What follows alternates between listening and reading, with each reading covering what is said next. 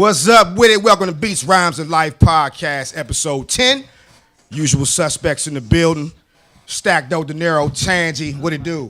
My chair is so low. I know my jump. Let me fix my jump. See, this the podcast life right here. You getting all the impromptu stuff. You know we gotta do to get ourselves right.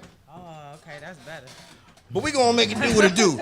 We keep it gutter. You know what I'm saying? We keep it real in this junk, raw and all that. So, here we go, man. Make sure y'all catch up with us on social media. Let me get that out the way. We on Facebook, y'all. No doubt about it. Catch us at BRL Podcast DMV. We're also on Twitter at BRL Crew DMV. And you can also catch us on Instagram at Beats Rhymes Life with a Y. Make sure you follow us on iTunes, Spotify, Google Play, and all that good stuff too. And subscribe to our YouTube channel. Don't hesitate to leave us any ratings or reviews and stuff like that. Man, my chair is just... It is not right today. Okay, there we go. All right. I had to get that junk together, man. We like the same. We fly by the seat of our pants in this junk, man. We don't care. We just be making it happen, though. You know what I mean? So I ain't really got no announcements today, so we just gonna get into it pretty much, man. You see this man sitting to my right or to the right of Tangy. That's our special guest in the building today.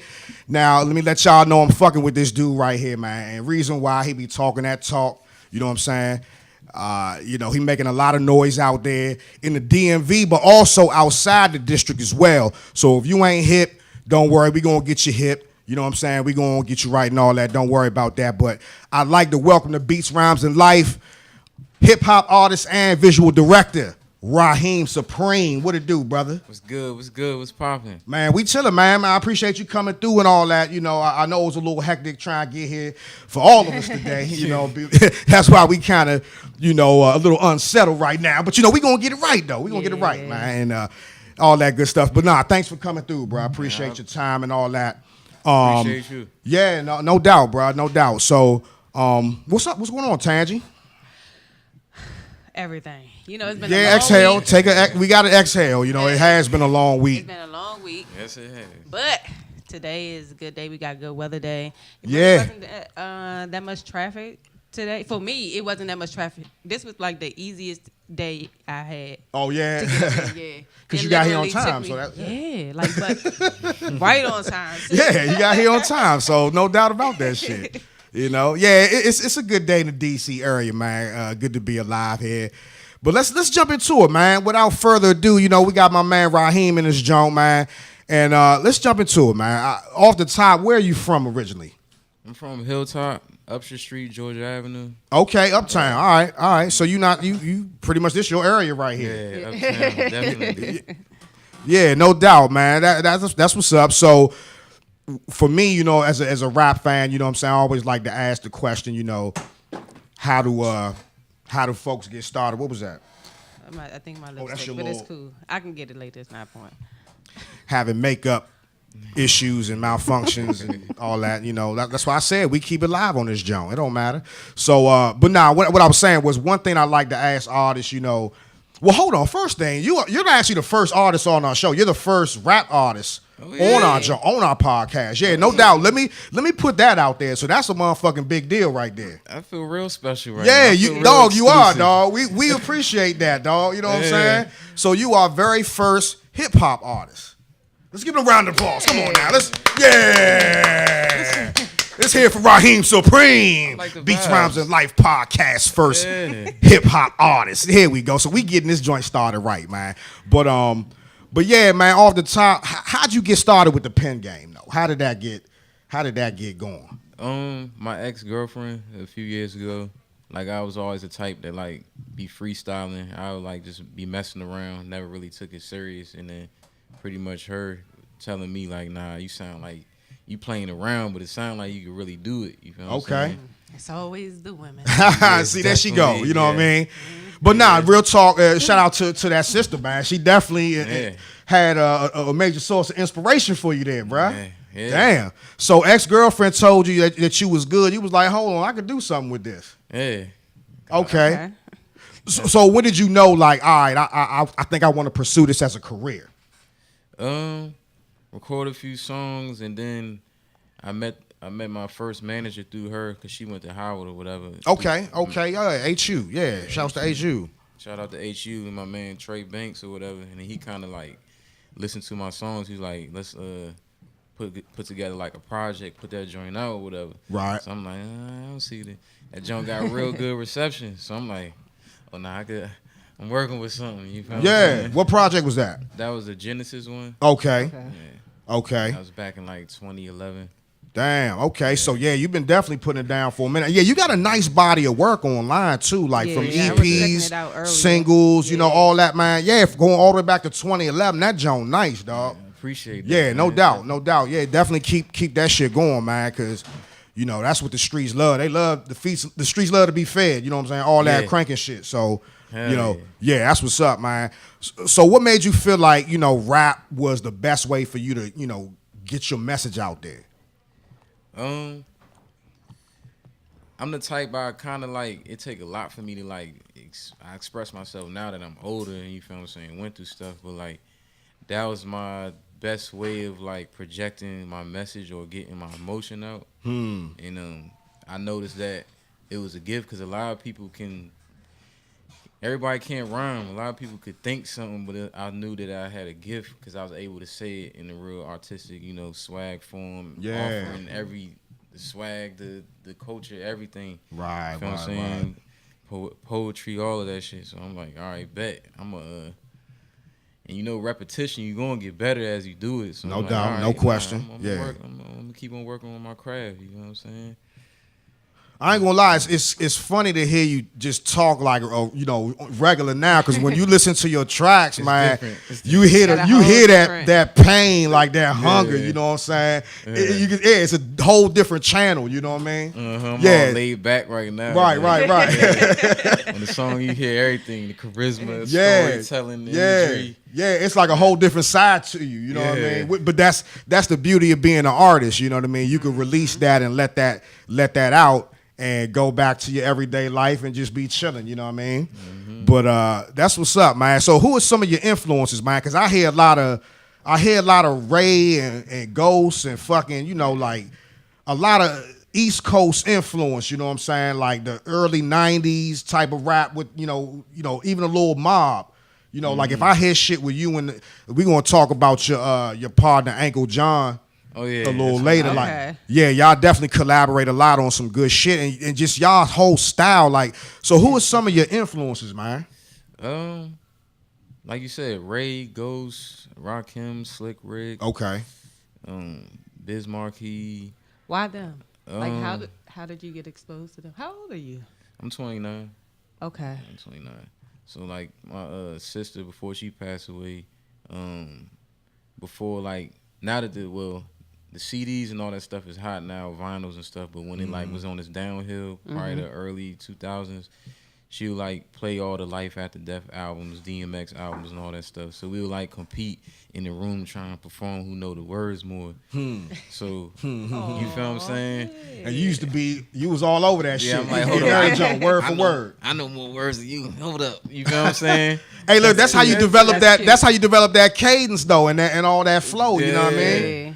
I could dig it because with all of them, everybody flow unique and different. So it's almost like you taking a little bit of everybody and make your own shit. You know what I mean? That's exactly right. And it's wild because when I was kind of like running around the streets and stuff before I like took the rap series, I was heavy in the Gucci Man. So when I Okay. first started recording, I ain't even know. I'm like, why am I picking Fugees and Mobb Deep beats? And I was like, my sister in the house. You feel what I'm saying? That's where that came from. And like Rick James and like them type of artists too like inspire me because I pay attention to more like the aesthetic side of things as far as the artwork, the character, you feel what I'm saying, the storytelling. So it ain't necessarily gotta be a rapper, the singers and stuff back then in the 70s and the 80s, Michael Jackson's from the videos too, like a whole like package formula. Yeah. No So I doubt. try to like emulate that and then do my little twist to it.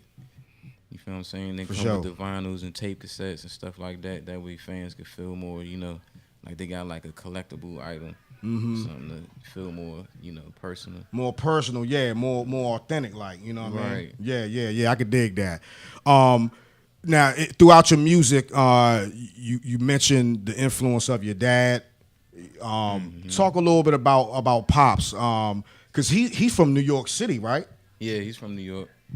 Okay. Talk about how he influenced you as well, because he kind of ran around. You know what I'm saying? He had he did his street thing. You know what I'm saying? He was heavy in the game and stuff like that. Rest in peace to your pops as well. You know what I'm saying? Yeah, rest in peace to Big C. Big C, no doubt. Yeah. Talk about Big C and his influence in your life and even in your music too, as you're a grown man today. You know what I'm saying? Yeah. So talk about that and how that affects you and your music and how you speak to that through the music.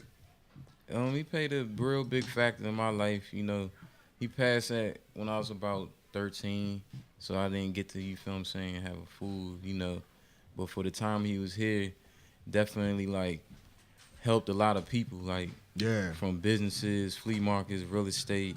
He had his little area in the streets and stuff like that, and he kind of matured up and it started to branch out to other things. But definitely like played a real big factor, like showed me how like a man supposed to handle business. Right, hustle, right. You feel what I'm saying? I'm 10 years old. We going up New York. They buying shit. Do Soho and all that, coming back down to DC selling stuff and throwing like events and cabarets and stuff. So here, take this, go sell this. I'm going back to school and McFarland and Rose selling hardwood classic throwbacks. You feel what I'm saying? I was like, I don't gotta sneak and try to sell no. You feel what I'm saying? You know what? Right. So I know how to dress. People seeing me dress different, asking me where I get my stuff. So I'm like, hold on, I'm about to pack my bag, sell these jerseys. Right. Get your hustle on and shit. Yeah. You know what I'm saying? Yeah. So I learned that early on from him, And he was just well respected. A lot of people know him, you feel what I'm saying?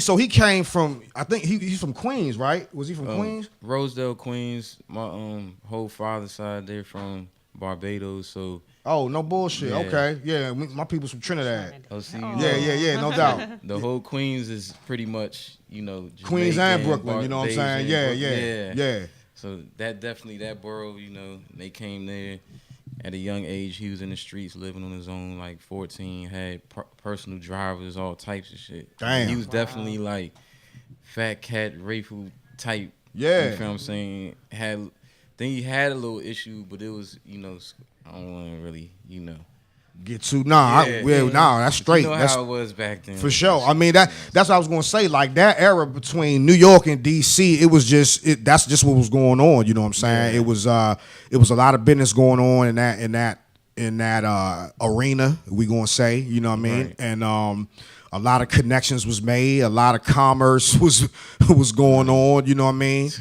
And it was that New York DC connection. It was rocky at first, but I think over time, certain relationships were built, and it was like a union almost. You know what I'm saying? Before it all kind of went sour, really the other way. But so who was your pops connected to in DC though? Like as far as we had guys like that at that time. Or was it Frey was out there, you know what I'm saying, early 80s, 90s. Well, yeah, like early 90s.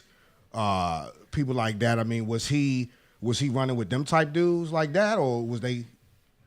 It was kind of weird with them.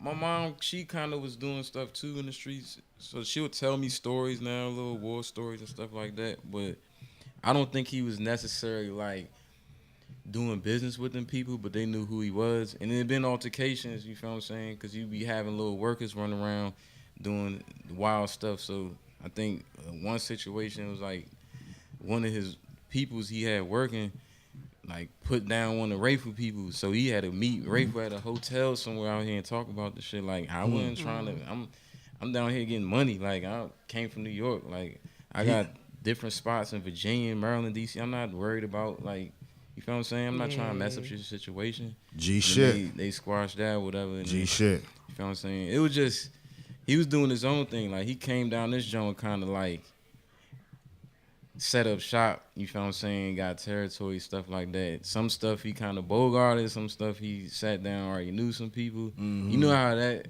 stuff went out. Yeah, for sure. That time. For sure.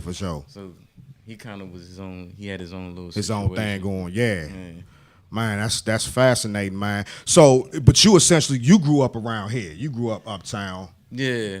Okay. We moved a lot too because they was in the real estate, so they was Okay. buying property around here, Oxon Hill area, Virginia. So I'll be 1 minute uptown, the next minute northeast, the next minute we might go out Virginia for a little bit, then go to Maryland and end up back uptown. Yeah.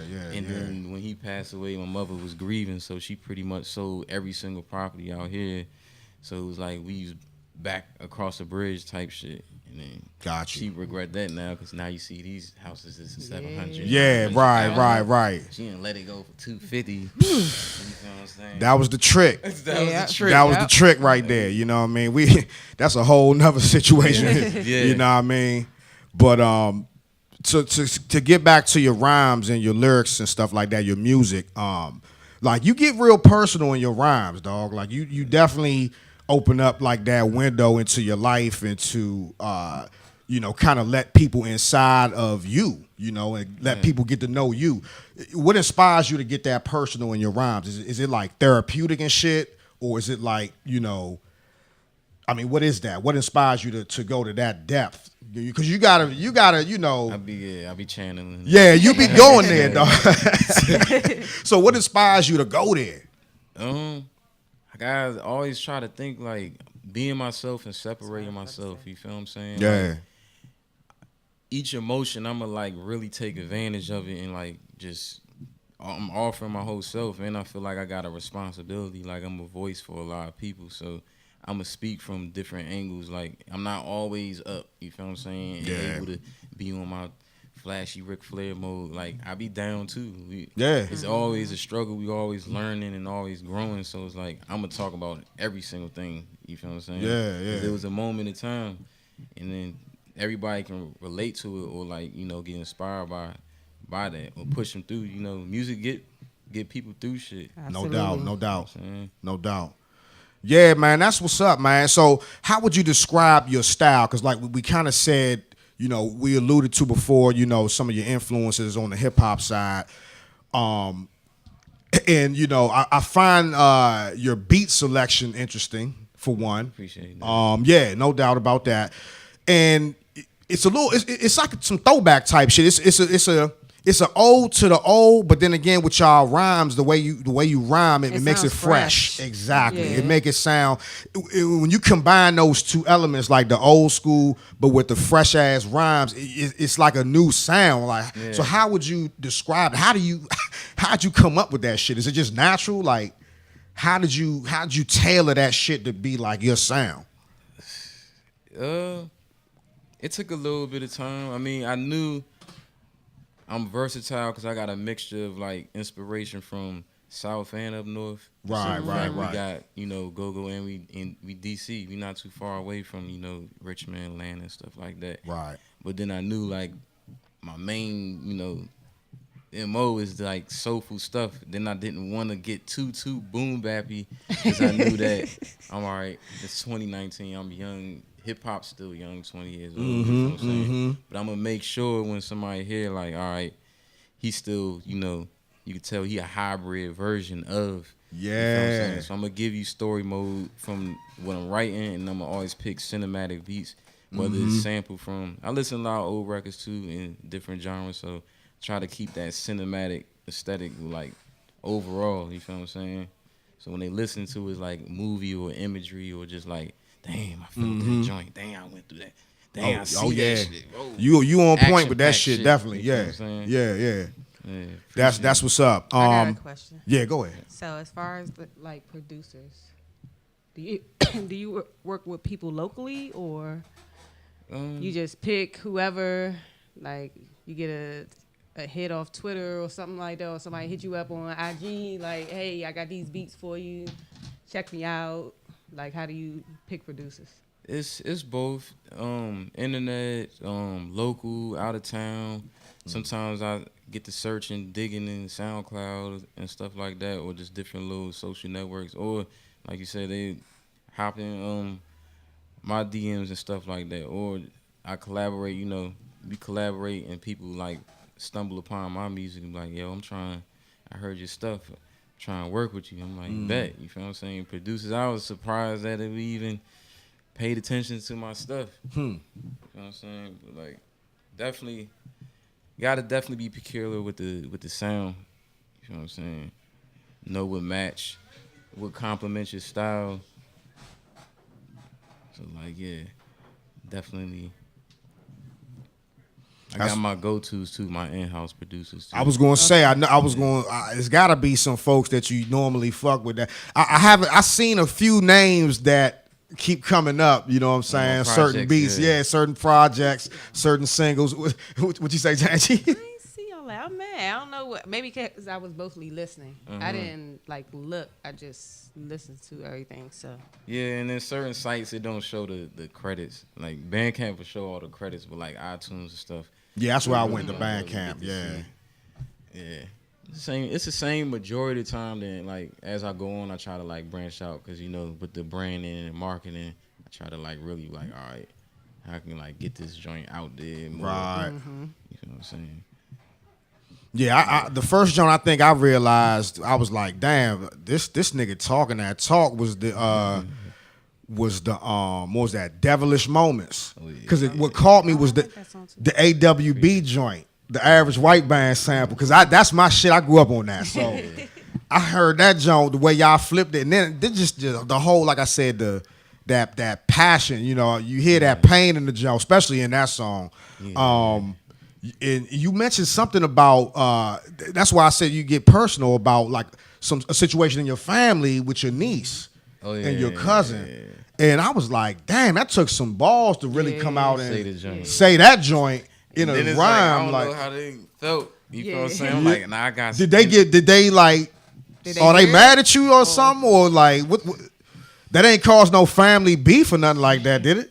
No, I mean, when the words start getting aired out, you know, it starts spreading through the family. I'm just like, oh, what? Oh man! And then I'm in the junk, listening to the beat. I'm like, oh, nah, this is the beat. You feel what I'm saying? Because some stuff I hear being like, oh, I can't talk about this till I get the right beat for it. So yeah, like, this the beat I can talk about this on. But like, my niece ain't really say nothing. She kind of like one of the people that stay there herself. You feel what I'm saying?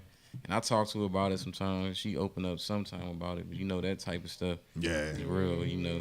That's real shit. I don't talk to him like, I wish him the best. I hope he like make it through, you know, because he dealing with like chemo and like had transplants through like leukemia and stuff like that.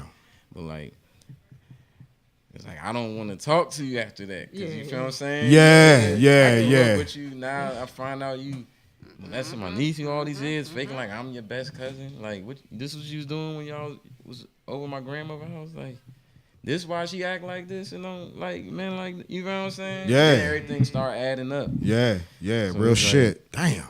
It be coming from the household. People be thinking stuff be happening on the streets. Like, it be your uncle. Yep. Man. Real shit. Damn. It's crazy. Yeah, man. And so, you know, continuing on with the music, man.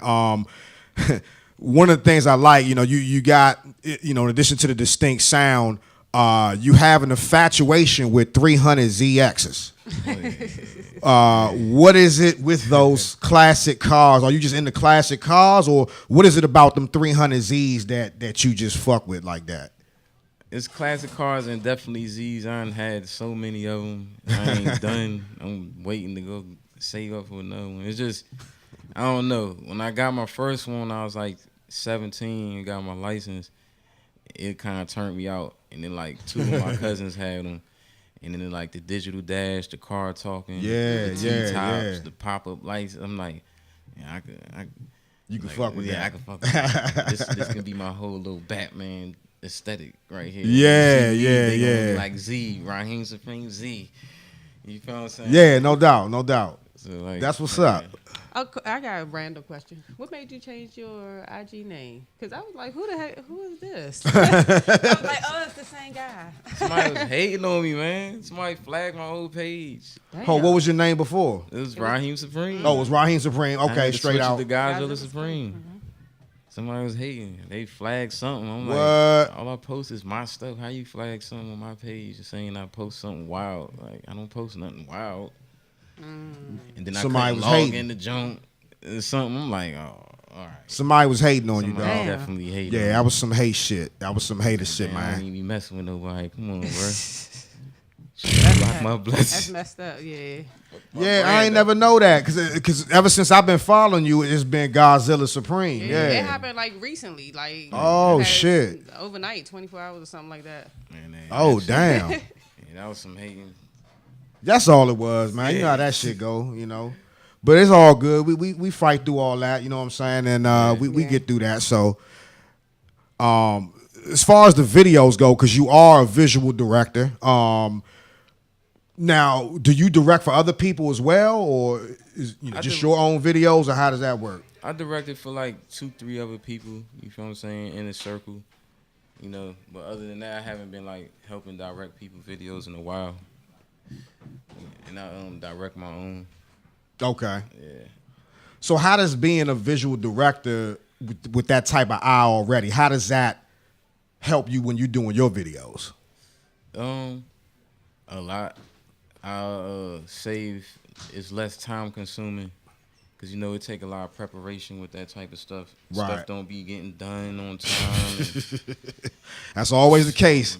You want something done, you gotta do it yourself, right? Yeah, man. you gotta have your own bag. You gotta have your own resources. Yeah, it ain't gonna get done as fast as you want it unless you go get active yourself. Yep.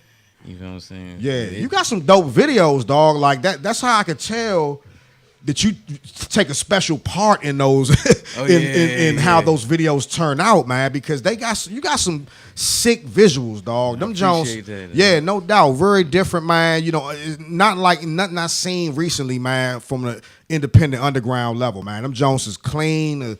You know, it's the artistic value in it is there. You know what I'm saying? Just the creativity is there. Yeah, man, them shits be cranking. So I appreciate that. So you do all your joints. You direct all your videos. Yeah, every I need hands on everything. Are you self-taught? Are you self-taught? Or did you- Self-taught? Yes. In You- terms of YouTube University. yes. She always talking about Okay. that. Tansy always talking about some YouTube YouTube University, man. Yes. YouTube University. Oh, I learned Lord. how to fix my own car and all types of stuff on YouTube. Anytime I don't know how to do shit, I'm like, Tansy, how the hell you do this on the when it come to like editing or some shit or grabbing stuff, doing anything social media? I'm like, my nigga, go to YouTube. Like, I don't know. I'm about to pull YouTube up too. You know what I mean? Yep, DIY. That's funny. Hey, let me give a shout out to men who do their own manual labor. Okay. Okay. That's not appreciated. A lot of guys, they're quick to call somebody else. They ain't about to fix nothing. Okay. It's like, okay, why do I have to pay somebody else to do it when you could do it?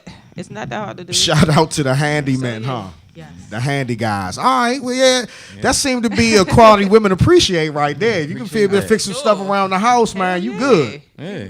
And but it save help money you. too, though. Anyway, so that's the best thing about it. Absolutely, You yes. saving money. Save a hell of a lot of money. That's bag money for the wife or something like that. You know what I mean? some shoe money or something. You know what I Take mean? a trip. Take a trip, right? Oh, let me ask you. So one of the videos too that I was fucking with the 2-seater joint. Was that really you? I was watching the joint with my man yesterday, and we was like, "Damn, this shit tight." At the end, you know, we see y'all drifting and shit. You know, doing donuts and shit. Was that you doing that shit? Yeah, I'm into drifting. That's why Okay. I went through the cars because that's a toy drifting car. You feel what I'm saying? Okay, You can do yeah. so much to it. That's another passion. You feel what I'm saying? I like building the car, making it. You know, I'm into that drifting stuff. So That's what's up. I gotta get my budget up because it's an expensive hobby. But you break a lot of stuff. Yeah, I'm sure. And you're gonna be Yeah. breaking transmissions. You're gonna be breaking For sure. clutch kicking, and that's the only way you get better. You gotta commit and drive. Go to a safe place and a track. I shouldn't have been where I was at, going around that pole like that. But you feel what I'm saying? But we ain't gonna blow it up though. We don't know where it was. We ain't even gonna blow up the spot, young. Fuck that shit. That shit was tight for the video, and we gonna leave it at that. You know what I'm saying? Another art form. Yeah, for sure. No, that's tight, man. So we talked about your collaborations with Uncle John, man. Y'all really got a good thing going between the two of y'all. Talk about how you connected with him and just y'all relationship as far as you know within the industry and even outside the music and stuff like that? I met Uncle John's. Damn, what year is it? That was some years ago. It might have been 2011, 2012. He this when I was like trying to get my feet wet, like practicing performing, doing like open mics and going to like what's that joint? Busboy and Poets night. Okay. He was in that joint one night. I got to spitting on the microphone. The crowd was, rocking with me. And he's like, approached me, like, yeah, I listened to that Genesis joint, and you just went ham on the stage. So I'm like, oh, you really be out here kind of seeing with the scene, like, you feel what I'm saying? Right. Let me hear some of the stuff. I was messing with it. Then before they closed down the joint up Everlasting, the new vegan joint, they had a joint called Carry Out, like every weekend or every 2 weekends. And they'll throw like local little rap showcase. So like I'll be on that joint sometime. Then like Ku Klux Klan, Nike Nando, different artists, G-Town Wayne, and we linked. He had a cypher joint shot down Georgetown. He wanted me a part of, and since then we've been like doing music. He started the Sharp Records thing, Then he got on the Man Bites, and the different people like Rock Marciano, different people start noticing his stuff. Al Davino, shout out to him, and ever since then it been on. Like, start really applying pressure, wanting to just separate our stuff. That's when we started doing like all the like tangible merchandise.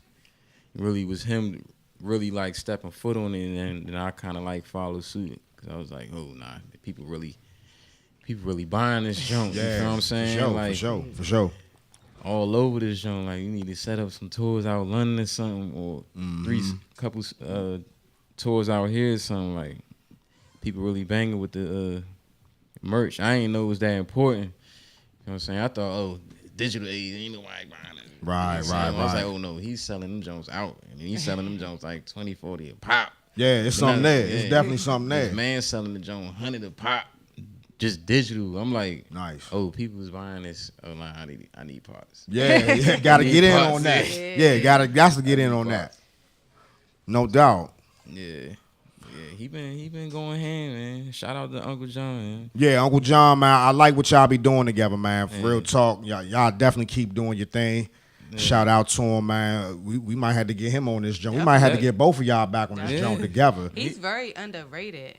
No, he's definitely it's underrated. Annoying because I've been hip to him for a while, probably since I first got wind of him like on Snap, like but when Snap first came out. Yeah, and we was like, I don't know what made me start following him, and I was like, oh, this nigga rap. Cause he's so little and bony, and he like a little trap house type of setup, and I was like, but he seemed so like approachable, or like, you know what I'm saying? Like, he got that energy, on something, he'll snap and he'll respond back, like real, like he'll interact with you or whatever. Then I started following him on Twitter. Then I got into his music. I was like, damn. He's all right, and nobody's talking about him. Yeah. Like, nobody talks about him. We had to talk about it the other day, and I'm like, nah, you gotta keep doing this, John. Like, got to. Y'all got something. Like, you feel me? Because I started kind of like, you feel what I'm saying? I don't know if this shit gonna work. Then I seen him, it was like, nah, I'm about to really apply pressure. My man going this hard. You feel what I'm saying? Yeah. But yeah, he definitely underrated. He definitely put a lot of work in. Just gotta stick to it. Something going definitely shake. You feel what I'm saying? No doubt. Y'all keep doing that shit, man. For real. I'm telling you, y'all got something. And we support y'all. We support you off the top. Appreciate that. Likewise. Just through what we know y'all doing together, we gonna get him on this jump. We gonna rap to him too, because I like the movement that y'all got going. It's giving folks a different side of DC. You know what I'm saying? Yeah, definitely. Rap wise, yes. That nationally that shit gonna go. But it sounds DC to me though. But it still sound DC. Yeah. Yes, that's what. That's the greatness of it. The slang, the topics. The slang, exactly. You know what I'm saying? This naming stuff out here. Yeah. I feel like putting it on. You putting it on. Yeah. That's what you guys to do. You put on for the city. You know what I'm saying? But you make it so that you package it so it can go worldwide, global. You know what I'm saying? So that's all it is, dog. But y'all definitely on to that shit. Like I said, we gonna get him on this joint too, and then at some point we gonna get both of y'all on this joint together. So keep us posted, like on any projects y'all got. You know what I'm saying? We gonna blow that shit up. You know what I mean? About to drop a joint, a Cold World joint. Okay, so we gonna have to get with him. Yeah, we gonna have to get with him. And I'm gonna drop one at the end of the month. Yeah, For sure. Yeah, man. Let's jump into to this because I know everybody probably waiting, and it's been a long week and shit already, and we want to get you in on this too, being an artist. You know what I'm saying? Just with the whole Nipsey Hussle situation. You know what I'm saying? Tough week. I mean, everybody know. You know what I'm saying? Last Sunday, everybody got the news that Nipsey was shot in his hometown in front of his store and his strip mall, essentially, you know what I'm saying, by somebody that he knew, an old friend who allegedly turned into a snitch. He was out there talking.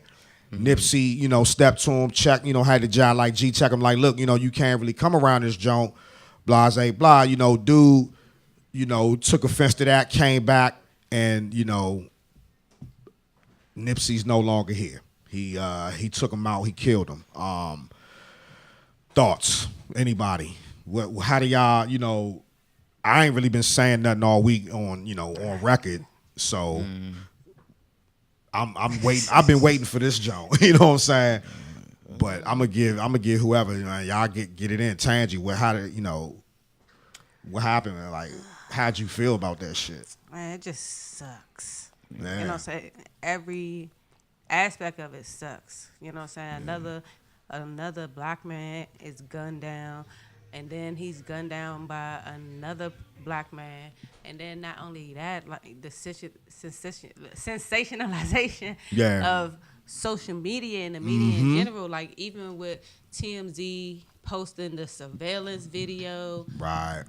I saw a picture of him after the fact still laying on the ground. Like, where is the freaking decency? So Where's the respect? Yeah, I think that's the first one I saw was the one you just mentioned, the one where they was like the paramedics was trying to work on him or something like that. Like the fuck? Why do you feel like you have to show that in order to get the point across? Because we didn't need to see all that. All we needed to hear that Nipsey Hussle was assassinated, and that is it. That could have said we're still talking about it in this a week later, and we're probably going to be talking about it for a very long time. So I just hope that after all this is said and done, like, people really pay attention to their behavior in real life. Like, it's one thing, because I love trap music. So likewise. But if we're glorifying it in a way that we start to accept these things, because there's people on social media that feel like maybe he deserved it, maybe he did something wrong, and to even think something like that is just insane. Right. It's like it shouldn't even come down to that. Just because you talk about these things, it wasn't like he was actively like killing people. He was just telling the story of his community. And unfortunately, these are the things we buy, because when a kid like Lil Yachty comes out, who's not from the ghetto, he comes out and then people laugh at him and make fun of him and ridicule him and say he's not real, or he can't relate, or he shouldn't be talking about guns and stuff because he grew up in a mansion wherever he lived. So I'm like, they don't allow us to be ourselves enough and buy into that ideal that we all have different lifestyles, we all come from different backgrounds, and all of this should be embraced. So I'm hoping something good comes from this, and people learn to respect other people and other people's space, and especially in times of death like this. Like, I can't imagine like if social media existed when maybe like Tupac was killed, because I wouldn't have been able to handle that as a young person. Much. I was like 16, I think. So I was an OG at that time already. I wasn't that old, but I mean, we had the internet though, and I remember the autopsy pictures of Tupac coming out. You know what I'm saying? So it was the same kind of shit. We didn't have the social media apps and all that, or Facebook. But that's what I'm saying. But it wasn't like my mother did not see. Right. Like, my folks didn't see Tupac's autopsy pictures. You know what I'm saying? Right, It was just right. people who are exposed. A small underground, it was like a cult following. It was different, but like everybody is exposed to that. It started from that though, and it's gotten to the point now where insane. It's out of control. Now. It is out of control. People I agree with you. Posting stuff. I've been unfollowing people. It's like me too. Blocking people. I've been unfollowing all them conspiracy theorist motherfuckers. Everybody on my timeline who got a conspiracy theory about Nipsey getting killed by the government because he was getting ready to do that documentary. The more I seen this shit, I just started unfollowing people. Like, man, I'm sick of seeing all this shit, man. When people pass away, that kind of like, you never know. I mean, it kind of got some, like, think about it. When X got knocked off, you feel what I'm saying? Malcolm X got knocked off. It just looked like when he did his speech, a Muslim man walked up with a shotgun and put him down. How was it so accessible for it to even like be him walking up like that with a shotgun doing that, and then he get locked up after the joint or whatever? You feel what I'm saying? Send your own man to make it look like you gonna believe it. Yeah, that's what they do. Believe this story. You feel what I'm saying? That's what they do. So it's like it's just weird and iffy. I mean, it's unfortunate people gotta go out like that. You feel what I'm saying? But like, I mean, maybe it was dude that really was just on some people be on some hating stuff. Like, that's what I'm saying, niggas. That happen to niggas every day. Yeah, Big L. Let's not act like that don't happen every day. Yeah, Big, like you said, Big L. Like, you know what I mean? His own man. Right. They grew up together. And he hating on, because of that, Big L no longer here. That was the first time something like that, I think, in rap. Because I remember Scott LaRock got killed, but he was trying to break up a fight. You know what I'm saying? That's Scott LaRock, you know what I'm saying, down with BDP, KRS One, all them jokers, you know what I'm saying? That's when I was a little kid when that shit popped off. But yeah, the Big L situation, I think, is similar to this Nipsey situation where you just had a nigga that was just hating, you know what I'm saying? Because the dude, he was cool with him. They grew up together, you know what I'm saying? Came up to him, dapped him up, whatever. As far as the facts that I know, and Nipsey told him, look, nah, you doing that, you know what I'm saying? This is what you're doing out here in the streets. You can't really be around here. And Obama, you know, he felt some type of way about that. Came back, he started, you know, he blasted him, you know what I'm saying? It happens all the time, you know what I mean? But even no matter what the situation is, I think whatever it's if it's either the hate or if it's some conspiracy for Nipsey to be taken down before the documentary came out, no matter what, the issue I think is, you know, the self-hate. Like, because even if it's a conspiracy, even if you do believe the government is behind it, they still sent the nigga to do it. Right. And if we're smart enough to you know, be like, nah, I'll have more self-unity and more self-love, that ain't gonna happen. You can't just pull somebody up and say, hey, we gonna pay you off to go do this and handle that. Nigga gonna be like, nah, hell nah. You know what I'm saying? I don't know. I don't know. They controlling this junk, bro. And money will make people do some crazy things. And it's sometimes it's not about the money. Sometimes it's because maybe your folks are in jail and you're trying to get them out. True. Maybe it's because they have some secret about you or something or whatever. They can expose you for this, that, and the third. Some people, the type of deal people be having. Yeah. The Park joint is just like, Suge knew he was about to leave, or he trying to get out this deal. Maybe no one really know if it was just a hired person, or maybe I'm doing this because I don't want. What type of deals these motherfuckers is taking? You know what I'm saying? Not to put that out there, because you just don't really know when somebody get assassinated, because it's just so much left. It's a lot of questions behind this. That's the thing. Yeah, it's a lot of. The chief of police said he used the word assassinate. Yeah. And that was not by accident. Nah, so that joint was definitely not. It wasn't by accident. So the fact that you have this, I mean, I don't mean to even say it like this, but really you had this white chief of police, mayor, or whatever he was. To be honest, I can't even remember what his official title was. But the fact he was a chief. Yeah, you're right. County official or this city official said that Nipsey Hussle was assassinated. It's just like, damn. Right. Like, even if he wasn't, the fact that you use that term and now we have to process that, and it's like that, like, we can't speak out, we can't be great, we can't do this because we're going to be killed for it. It's just another example. I think we overthinking this, man. Nah, I think we I don't really. think so. I mean, in some cases, I do agree with that shit. You know, the political motivations behind, you know, some of these situations, man. Definitely, especially in the past. But I don't know. Just for some reason, for me, with this situation with Nipsey, I just done seen it and heard it before, and it's just niggas, you know, they just be salty, man. You know what I'm saying? They just be salty. How you going? But you gotta keep security people around at all times, cause like, how you gonna catch me off the humbug just like this after I put all this work in, and this keep happening every few years once we get comfortable, and they just do some wild stuff like that again. So is that what's gonna solve it? Like, you ain't about to just pop me out. I put all this work in, inspire, and put this impact on all these people like that. Yeah, it hurt. That's what hurt about it. That's what hurt about it. You know what I'm saying? But just like Pac before him, you know what I'm saying? Nipsey took the shit a lot farther than Pac. Yeah.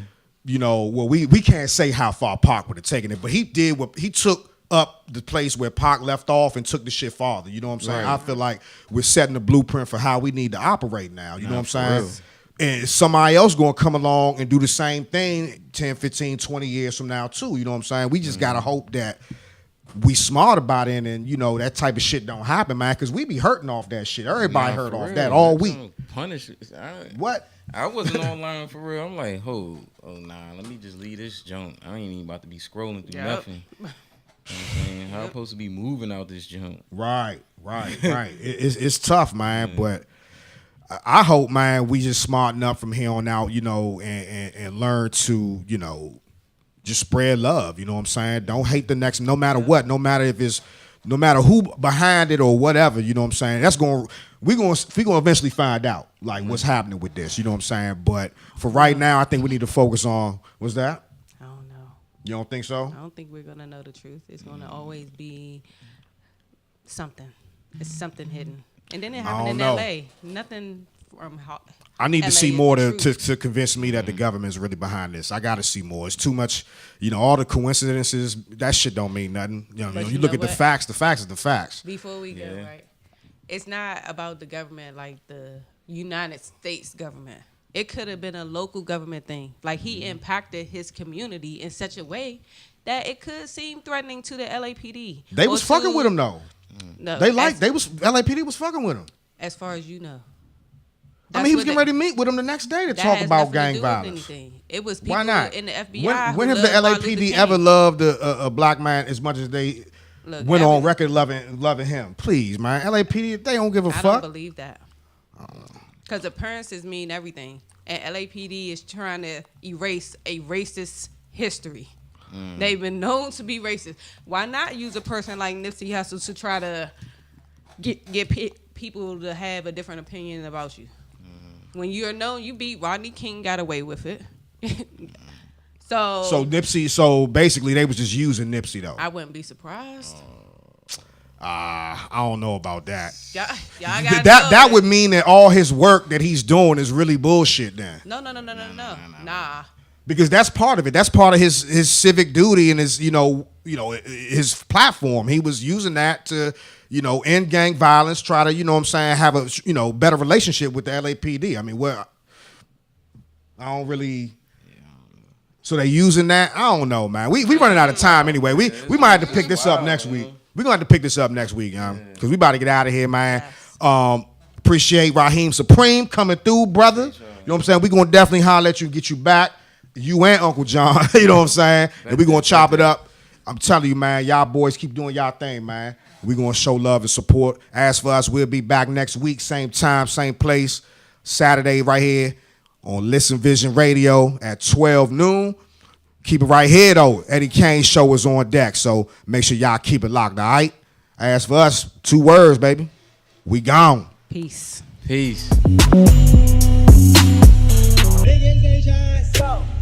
Niggas ain't trying to